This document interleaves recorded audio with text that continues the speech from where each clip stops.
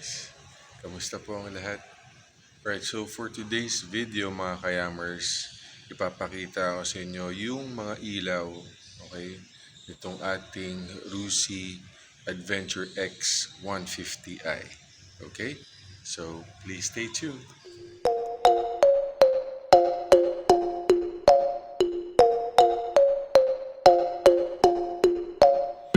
Alright, so yan mga kayamers, ayan yung ating Rusi Adventure X 150i na silak. Okay, so kung mapapansin nyo, gabi tayo ngayon nagva-vlog. Okay, kasi papakita ko sa inyo yung mga ilaw, okay, nitong motor na ito. Okay, so again, lahat ng sasabihin ko sa inyo ngayon ay personal na opinion ko, okay, regarding dito sa mga ilaw nitong motor na ito.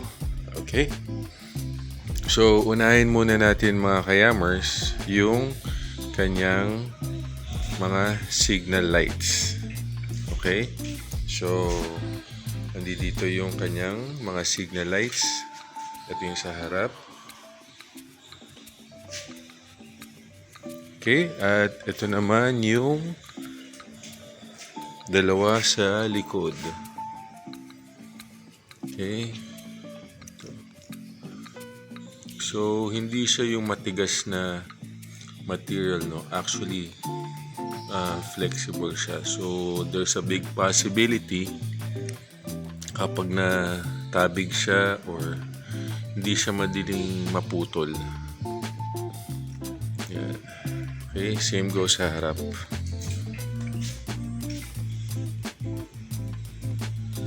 Okay, so ngayon papakita ko sa inyo yung ilaw ng ating signal light. So gagawin ko na lang mga kayamers is i-hazard natin since meron siyang hazard switch. Okay, so yan, naka-hazard na siya.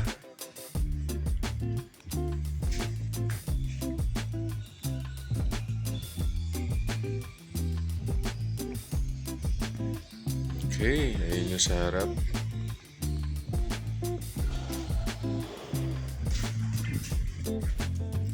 At ayan naman yung sa likod.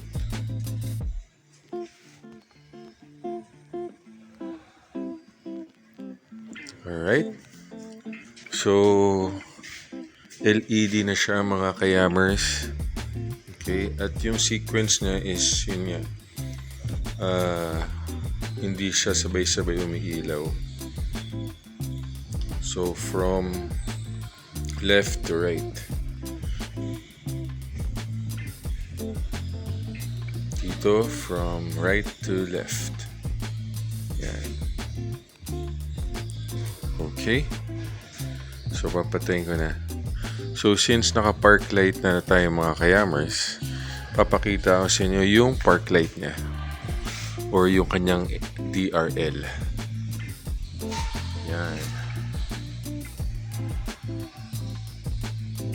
Okay.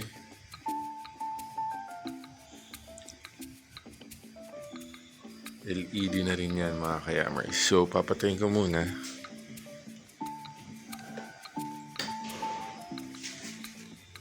Okay, so yan. Ito yung park light niya or DRL niya or daytime running light, sorry.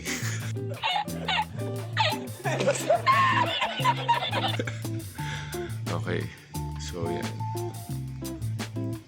Okay, yan. So yung next natin, ipapakita ko sa inyo yung ating tail light.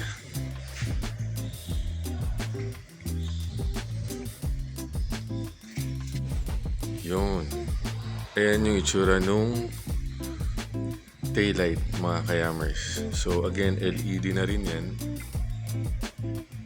Alright, so kung papatayin ko muna.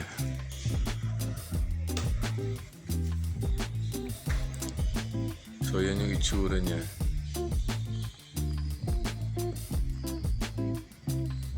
Okay, so bubuksan natin ulit. So, yan.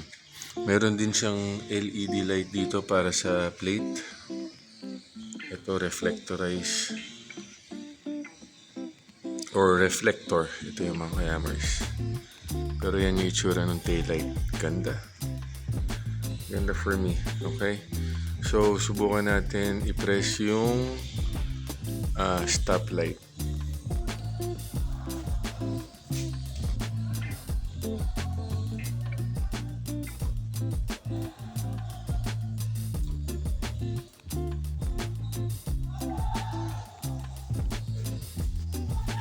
Yan. So, hopefully nakita niyo mga kayamers, no? Yan. Okay? So, at yung kanyang headlight, kailangan pala i-start muna to. Start muna natin. Then, yung headlight.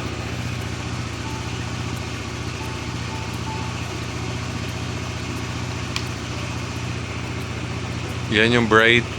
Ito yung dim.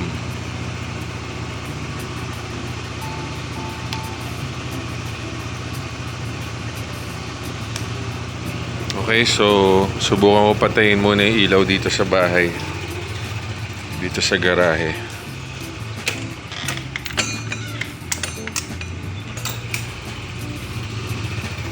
Okay, yan. Sobrang maliwanag yung taillight natin, oh. Ito. Ayan yung dim.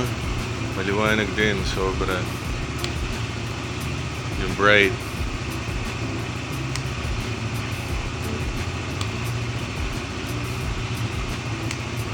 Okay, patayin ko na. Gusto ko yung ilaw. Alright, so yun mga kayamers, no? Yun yung mga ilaw natin sa motor na to, sa Rusi Adventure X150i. Okay. So, for me, malakas yung headlight niya, actually. Para sa akin, tamang-tama siya. Actually, tinry ko na siya na ibiyahe ng gabi. Okay. Siguro ang maano ko lang sa kanya is siguro dadagdagan ko lang siya ng MDL or yung laser gun na yellow. Okay. Kasi pagka ganitong super white or white yung headlight mo, medyo mahihirapan ka kapag umuulan. So parang wala ka ring headlight. So mas maganda na may halong yellow. Okay? Yung ilaw. So yun lang siguro yung lalagay ko dito. Laser gun na yellow or MDL na may yellow yung buga. Okay?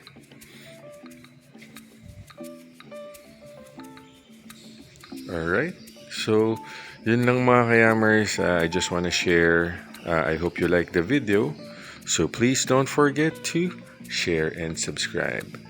Thank you mga kayamers and peace out.